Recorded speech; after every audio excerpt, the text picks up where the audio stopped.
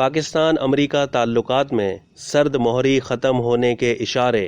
سابقہ دور حکومت میں سرد مہری کا آغاز امریکی صدر جو بائیڈن کی جانب سے عمران خان سے ٹیلی فونک رابطے سے گریز سے ہوا تھا، جو کشیدگی کی شکل اختیار کرتی جا رہی ہے۔ اب موجودہ حکومت میں یہ سرد مہری ختم ہونے کے اشارے ملنے شروع ہو گئے ہیں۔ وزارت خارجہ کے ترجمان نے تصدیق کر دی کہ وزیر خارجہ بلاول بھٹو 17 مئی کو امریکہ کے دورے پر روانہ ہو رہے ہیں۔